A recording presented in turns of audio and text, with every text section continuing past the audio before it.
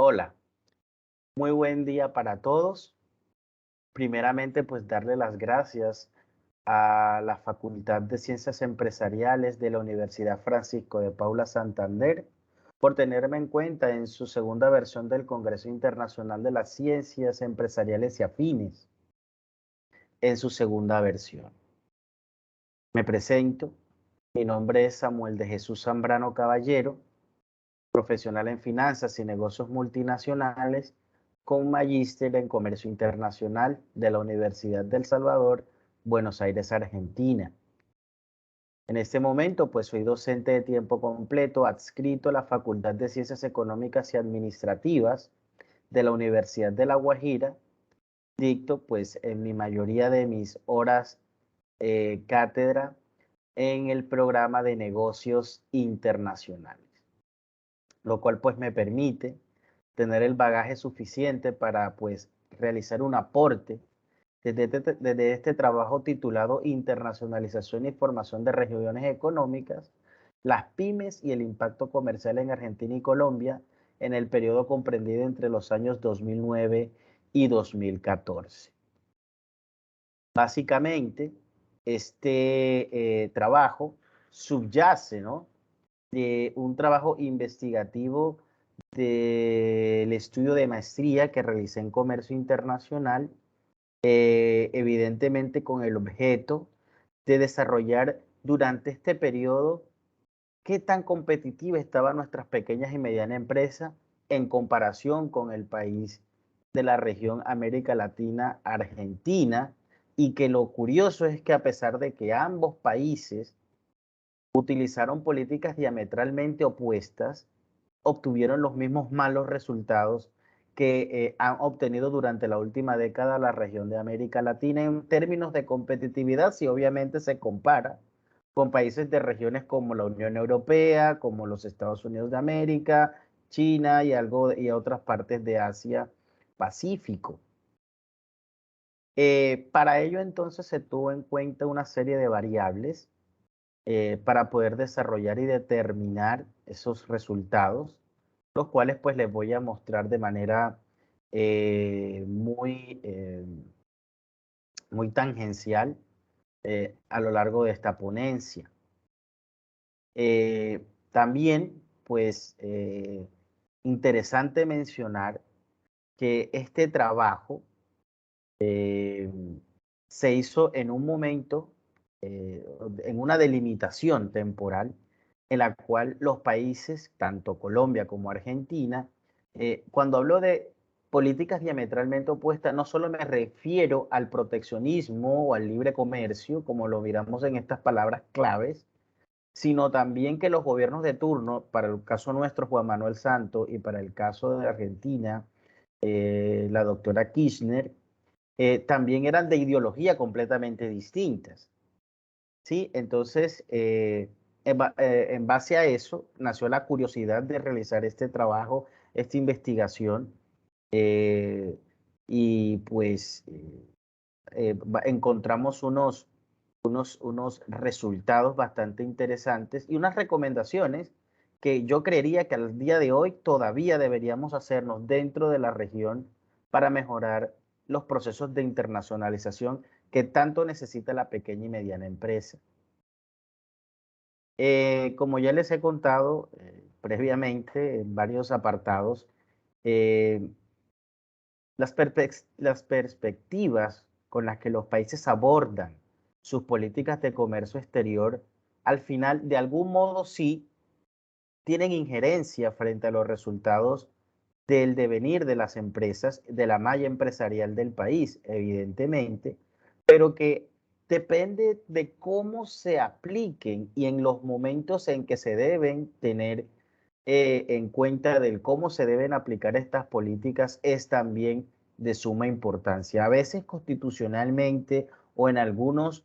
documentos de calidad de los procedimientos de cómo se debe realizar la trazabilidad de los procesos de exportación y de importación, a veces quedan en un papel y a la hora de realizarlos en la práctica, quizás no tienen ese engranaje y por lo tanto se vienen esos malos resultados.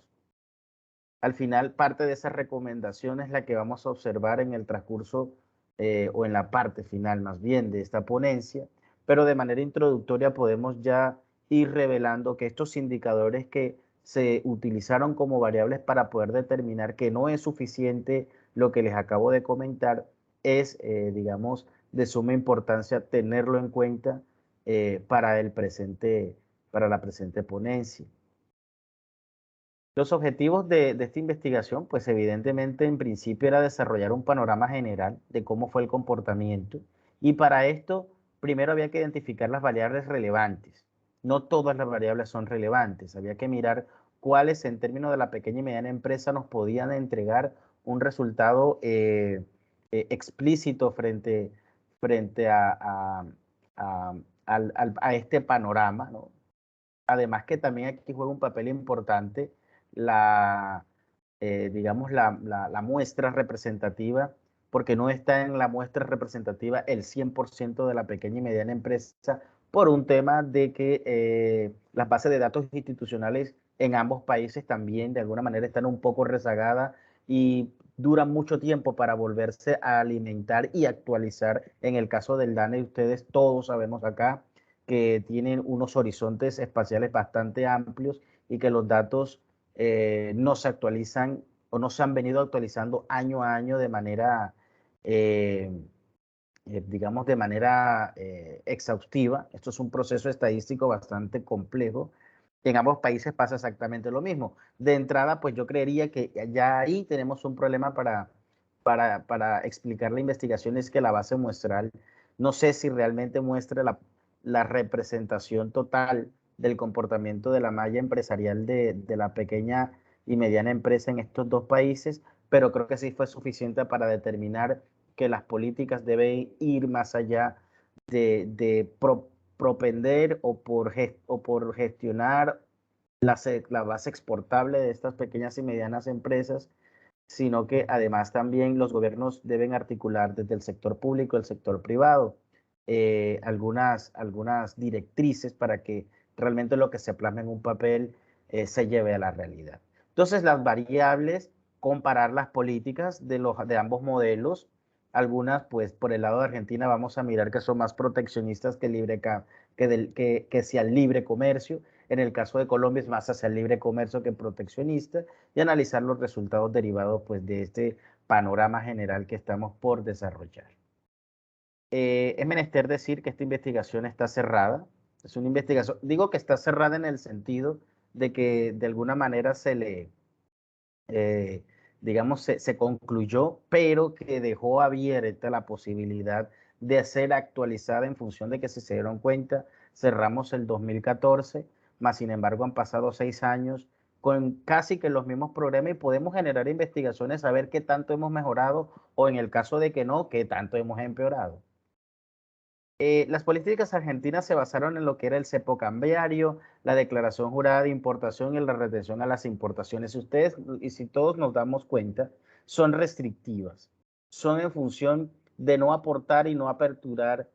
su comercio, o no de abrir más bien su comercio exterior de manera deliberada, porque seguramente son políticas que creen para el gobierno de turno iban a atentar contra la industria local y en ese entonces, por ejemplo, el mercado de la soya, que es un mercado muy fuerte en Argentina, estaba pues en un proceso de baja competitividad, baja industrialización, estaba generando incluso mucho desempleo debido a su bajo nivel de competitividad, insisto. Y pues nada, el cepo cambiario les puedo contar que era una política restrictiva a que no, los importadores no tenían acceso a una cantidad de dólares de manera deliberada. Esto limitaba a que no podían comprar cualquier insumo, maquinaria o cualquier otra cosa que les sirviese para poder industrializar y fortalecer sus procesos de producción a nivel local. Entonces, digamos, la baja demanda de dólares porque no había una cantidad aparentemente para poder entregar a los importadores lo que necesitaban para comprar lo que tenían que comprar en el exterior, limitaba los procesos productivos y los niveles de competitividad de las empresas argentinas. La declaración jurada de importación era un documento también que funcionaba más como una restricción que como una promoción a la exportación, porque era incluso un documento que tenía que llevar de por sí la aprobación de, de la empresa exportadora de que la importación que se hiciese desde el exterior era un hecho y que pues muchos exportadores decían que entregar hacerse a una declaración juramentada para poder garantizar que esa importación se diese de manera exitosa, también dejaba entrever que si yo accedía a exportar, digo, desde afuera hacia la Argentina, podría pasar que tenía un riesgo alto de impago y eso no me garantizaba la operación completa. Y muchas empresas no se querían adherir a este tema de la declaración jurada de importación porque creían que de alguna manera las empresas argentinas le iban a quedar mal por algún motivo, por la baja competitividad incluso en los trámites aduaneros de los argentinos, iban a entorpecer los procesos y ya Argentina con este tipo de restricciones documentarias en su aduana ya mostraban un montón de sinsabores o de escepticismo de que si la operación iba a ser exitosa o no. Y perdieron muchos clientes, muchas empresas que iban a exportar a Argentina para no meterse en ese chicharrón, dice uno vulgarmente, preferían no realizar comercio exterior con muchas empresas argentinas, perdieron mercado. Y la retención a las exportaciones con el cuento, digo yo aquí con el cuento, de que porque no sé hasta qué punto el fisco ponga una restricción de cuantías en número de exportaciones para fundamentar que el fisco necesitaba fondos para las subvenciones del aparato, digamos, del aparato fiscal y decir pues que de alguna manera necesitaba recursos para subsidiar, digamos, el impacto de esas economías adversas que acostumbra Argentina a tener de manera cíclica y demás. Entonces, pues dijo que necesitaba un impuesto desde las exportaciones que no se hacían para alimentar el fisco. Fueron realmente desastrosas estas políticas, jugaron en detrimento de la Argentina y terminaron pues impactando de manera negativa a un montón de pequeñas y medianas empresas que liquidaron y las que no liquidaron bajaron y reducieron tangencialmente sus salarios y pues eso golpeó económicamente a este país durante este periodo y los venideros. Por el caso de Colombia, pareciera no estar más grave la cosa, pero no siendo un tema menor, si bien el financiamiento, el Plan Vallejo y la operatividad de zonas francas eran unas políticas que uno diría, bueno, tienen lógica para promover la exportación, pues el financiamiento casi no se da. El financiamiento tiene muchos problemas, hasta para la persona natural. Hacen un análisis demasiado exhaustivo para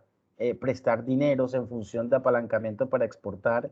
Entonces las empresas a veces se ven obligadas a maquillar sus balances y eso obviamente pues para las finanzas, para la finanza pues privada pues es fuerte. El Plan Vallejo no se utiliza correctamente. Muchas empresas importan insumos desde afuera para poder reexportar mercancía con valor agregado y resulta que la mercancía que traen la terminan nacionalizando acá sin pagar ningún tipo de impuestos, terminan siendo contrabando y el Plan Vallejo siempre se ha usado en su gran mayoría de veces como una práctica desleal hacia el fisco y pues eso también ha jugado en detrimento. Digamos que estas políticas no son malas.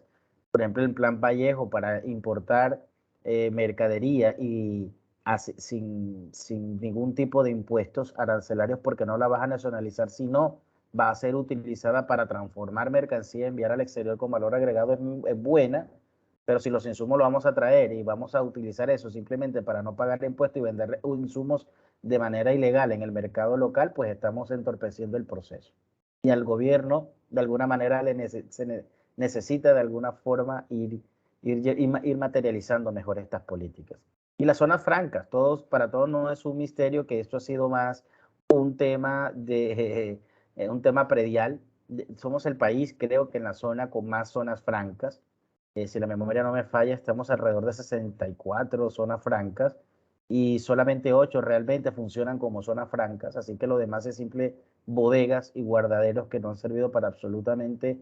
lo que realmente se quiere, para no decir absolutamente nada. Entonces creo que acá ambos países deberían haber materializado mejor sus políticas y quizás esto puede, es lo que explica los resultados tan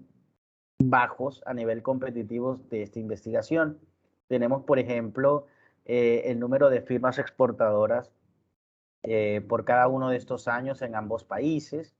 Miren cómo del 2011 al 2014, por el lado de Argentina, viene una disminución bastante significativa. En el caso de Colombia, no tantas. Estos resultados también se explican y digamos que se combinan con otras situaciones que se estaban viviendo dentro del país y también anclando esas situaciones económicas a nivel mundial. Eh, También tenemos como resultado el nivel de digamos, la base exportable, ¿no? En términos monetarios de las diferentes empresas. Digamos que este indicador también se parece mucho de año a año, pero es porque las empresas que más exportan a nivel, digamos, a nivel monetario, sopesan la mayoría de las exportaciones de la pequeña y mediana empresa. Digamos que son las mismas que exportan. Las que tienden a desaparecer es la pequeña, digamos, la pequeña empresa.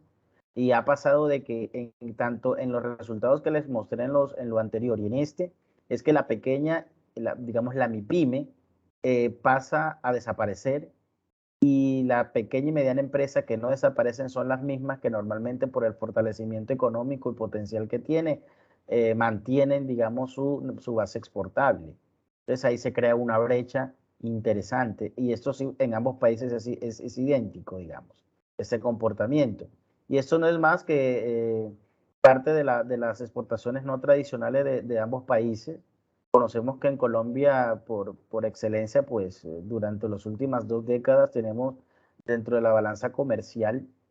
los productos tradicionales que básicamente se basan en hidrocarburos como lo es el petróleo, el carbón, el ferroníquel y por ahí pues ya va apareciendo el café y el banano, pero en términos de manufactura es donde se golpea más la pequeña y mediana empresa, porque las empresas que exportan los productos tradicionales de ambos países son las multinacionales y las grandes empresas del país y no entran en ese análisis. Sin embargo, todas estas que acabamos de ver acá se pueden comparar como las pequeñas y medianas empresas en términos de manufacturas y productos no tradicionales y en los porcentajes como indicador y variable de